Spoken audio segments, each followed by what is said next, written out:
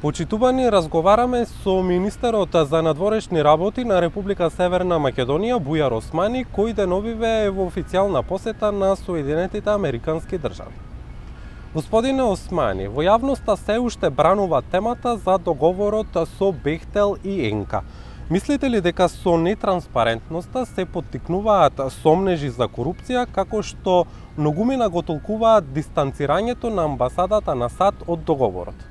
Мислам дека после независноста, рамковниот договор, членството во НАТО, ова е четвртиот историски момент за државата. Нема поголем проект во историјата на нашата држава од овој проект кој што го поврзува Скопје со Охрид. И очекувано е да има многу дебата околу тој проект. Секојаш за големи прашања има голема дебата. И мислам дека полека, како поминува времето, сите тие стереотипизирања и обиди за злоупотреба од страна на опозицијските партии на проектот ќе спласнат, ќе се објаснат, ќе се расчистат. Така да ќе остане само проектот, ќе остане автопатот, ќе остане можноста граѓаните да патуваат за 1 сат до Охрид. Така да нема да остане нерасчистено, неразјаснето ниту една дилема. Мислам дека изборот на американска компанија за најголемиот проект во државата покажува и стратешка ориентација на државата, но и гаранција за транспарентност и честност на целиот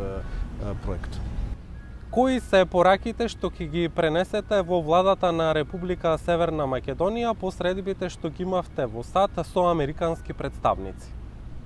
Дека Соединените Американски држави силно стојат позади Република Северна Македонија во нејзините намери да стане членка на Европската Унија до 2030 година. Пред нас се одредени предизвици за да го трасираме овој пат, да го направиме неповратен и мислам дека е од особено значење таа силна, проактивна американска поддршка која што овде во Вашингтон ја добивме во најјасна можна форма.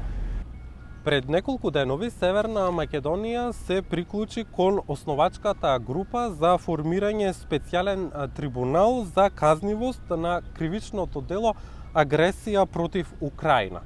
Каква придобивка очекувате за Северна Македонија, за Украина и за светот со овој потек?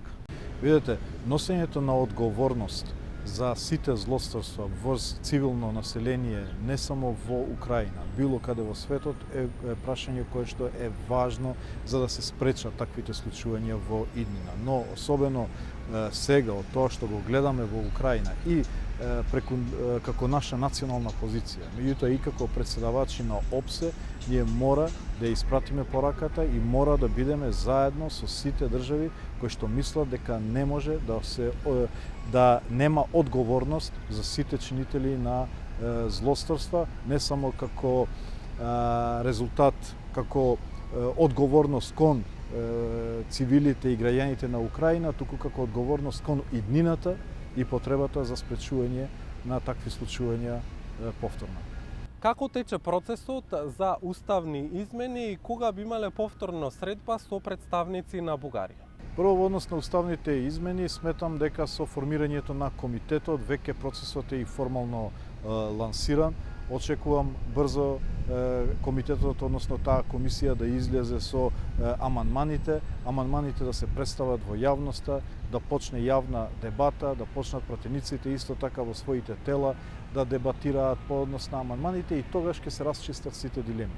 Кога ќе се видат формулациите на амандманите, ќе се види дека целата пропаганда на опозицијата, на противниците на европскиот пат на државата, на противниците на прогресот на државата ќе паднат во вода, затоа што ќе се види дека уставните амандмани всушност само ја го зацврстуваат мултиетничкиот карактер на нашата држава и на нашето општество, го збогатуваат нашето општество и имиджот на државата пред светот и дека целиот страв кој што бил создаден имало за цел некој да добие власт, да добие фотели, при тоа злоупотребувајќи ги емоциите, злоупотребувајќи ја загриженоста на граѓаните по однос на иднината на државата. Мислам дека оваа посета во Вашингтон ќе даде значителен буст на тој процес, меѓутоа сметам дека клучниот исчекор ќе го направи јавната дебата и деконструирањето на пропагандата на